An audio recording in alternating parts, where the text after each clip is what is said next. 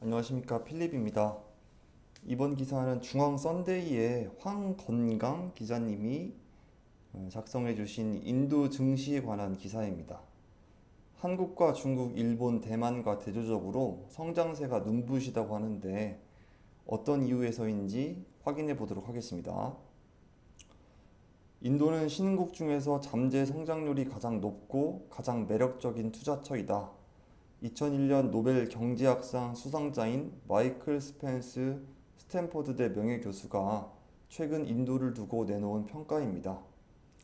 국제통화기금 IMF에서 추정한 올해 인도의 국내 총생산은 3조 5,350억 달러로 세계 5위 수준입니다. 경제가 순풍을 타자 증시도 급등세입니다. 인도 대표 지수인 센섹스 지수는 최근 1년간 7.27% 상승했고 니프티 50 지수도 7.33%나 올랐습니다.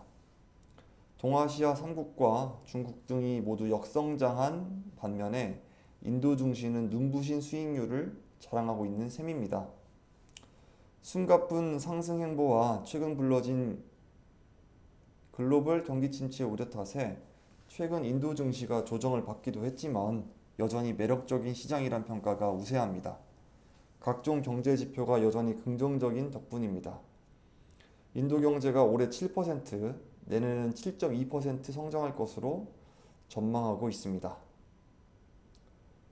인도 경제가 이렇게 호조를 보이는 이유는 첫 번째로 세계의 공장 중국을 대신할 국가로 부상하고 있기 때문입니다.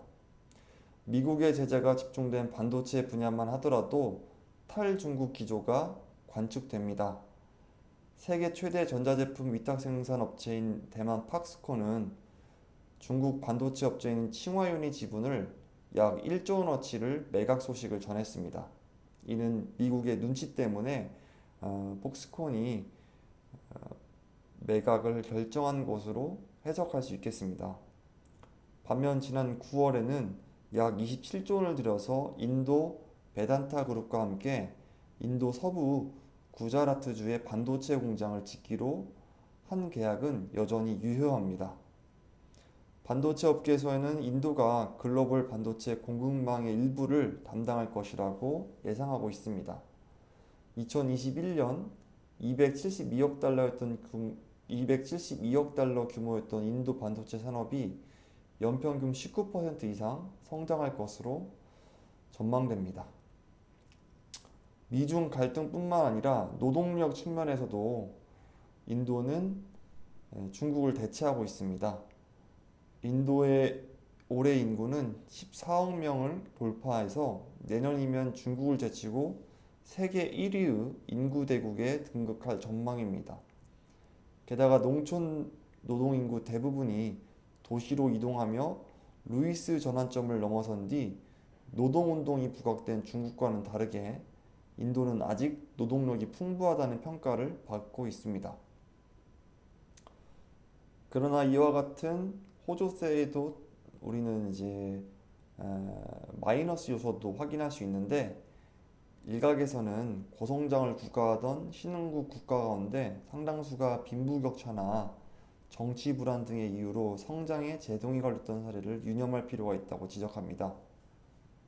인도 소득 상위 10%와 하위 50%의 소득 격차는 무려 22배에 이를 정도로 빈부격차가 심각한 상태이고 이를 해소하는 과정에서 정치적 충돌 가능성이 거론되는 것입니다.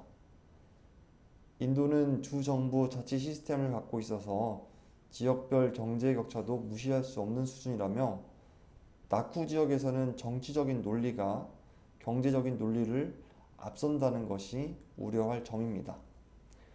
이상으로 인도 증시가 후끈 그리고 경제 순풍에 주가가 급등하는 상황을 살펴볼 수 있는 중앙 썬데이 황건강 기자님의 기사였습니다. 긴 영상 시청해 주셔서 정말 감사드리고 다음에도 좋은 그리고 유익한 정보 가지고 돌아오겠습니다. 감사합니다.